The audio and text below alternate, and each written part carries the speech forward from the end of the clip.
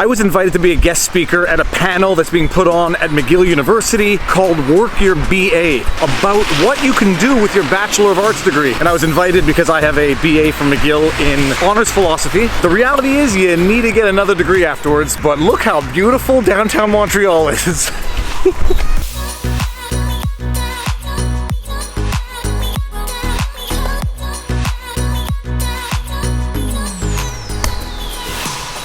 Chairs. I am here with a couple of fellow panelists. Kim Sullivan, reporter on Global News. Community reporter means I interview community organizations. Okay, very cool. Have you ever gotten any death threats as a result of your reporting? No. Linda. Yes. What do you do? I am a department manager at MPC, the moving picture company. We do VFX. Any movies that we would know reflexively? Yes. I'm just worried about mentioning it now that I'm on camera. But Hold on a second. Let's cover the camera, go on and talk. Oh gosh. And the third panelist is Emily Page. Just going to discreetly interrupt their conversation. Hello Emily, how you doing? Good, how you doing? Can you tell the camera who you are and what you do? I'm Emily Page. I own an animation studio here in Montreal in the Myland. We have our fifth panelist. Dan Seligman from Pop Montreal Festival, Very cool. right here in Montreal. Last but not least, we have David, who has a background in law and has been a commercial litigator for over a decade, but at heart, he is truly a creator. First of all, the camera's not pointing on anybody, so if you're uncomfortable, just don't worry about it. Okay, I'm just going to interrupt here because the audio levels I got at the panel were not ideal, and the camera angle was not ideal either because I didn't want to record the crowd because I didn't necessarily want to be in a video. So instead, I'm just going to recite the same pieces of advice I gave yesterday, but today in proper lighting with proper audio and without any distractions. No distractions. It'll just be totally me and you and nobody getting in the way of the shot. Okay, I'm going to leave you two alone. One of the questions we got was our Bachelor of Arts degree useful for the work that we are currently doing in life? And my answer to that was, is a degree in philosophy useful for anything? Impressing people at parties? Maybe. Sounding smarter than you are? Maybe. But above all the superficiality, what a non-vocational Bachelor of Arts degree is good for is teaching you how to think. What is that noise? A Bachelor of Arts in philosophy, psychology, gender studies, comparative religions, it's not exactly going to land you a job straight out of university, but it will train you how to think critically, how to analyze, how to draft, how to do things on time, how to interact with people, with your teacher, how to work in groups, how to work independently. That is what a BA is for. And a little too often people cite these outlier examples of Steve Jobs or Mark Zuckerberg as examples of people who dropped out of university and still became hyper successful. I sort of look at it like a poker tournament where an amateur can beat a professional any day of the week, but in the long run, the person with the training and the experience is going to succeed more often than the amateur. It's also sort of like golf. I know plenty of people without professional training who have gotten hole-in-ones, but if you train, if you practice, you will maximize your odds of getting a hole-in-one by being able to put the ball closer to the hole on a consistent basis. That's what a BA is useful for. Practice to be able to learn a vocational degree or something more useful than honors philosophy.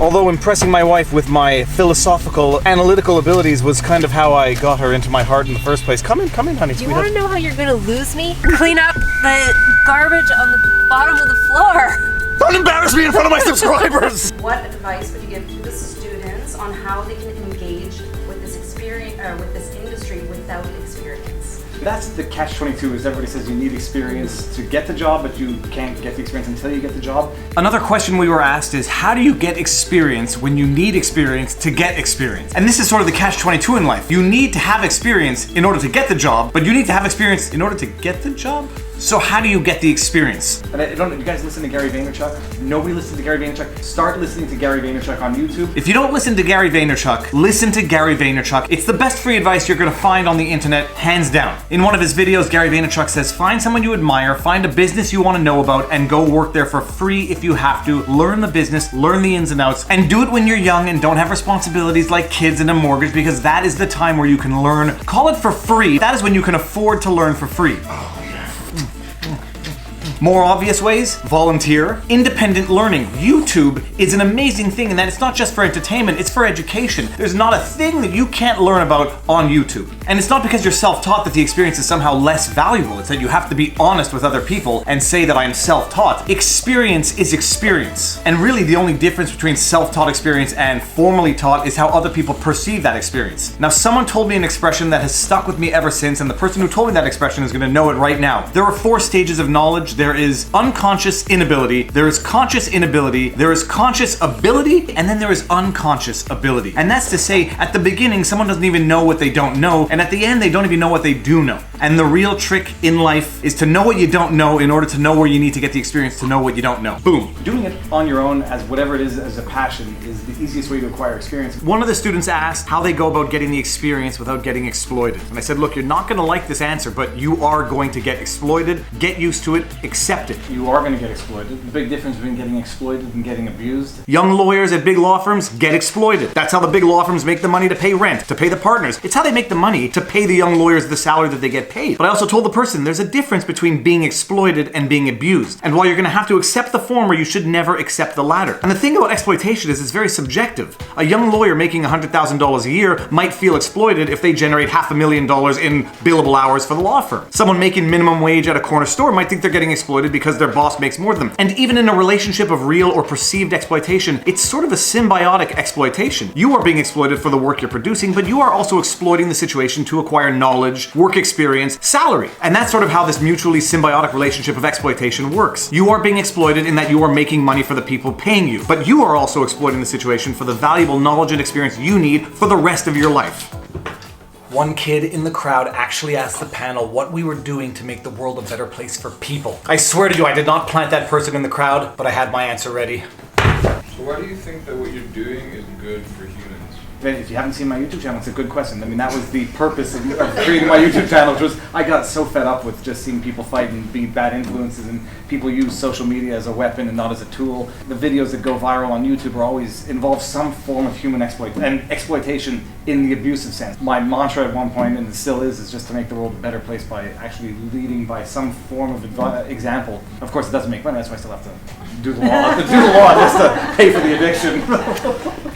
But the most important piece of advice I can give anybody, focus on providing value before demanding anything. If you are not providing value, then what are you there for? Become an integral and invaluable part in whatever you do in life. When you become an integral part in something, they can't live without you. Always be willing to learn. People tend to be defensive when they don't know the answer. The answer to a question is only useful to that question. More important than knowing an answer is knowing how to find answers.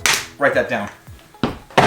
Oh yeah, and just be nice. Don't make enemies, don't burn bridges. No one has ever crossed an ocean by burning a bridge. And remember, the world is incredibly small. You will appreciate how small the world is when something bad that you've done in the past comes back to bite you in the butt, or something great that you did in the past comes back to reward you in the present. And exercise. A healthy body goes with a healthy mind.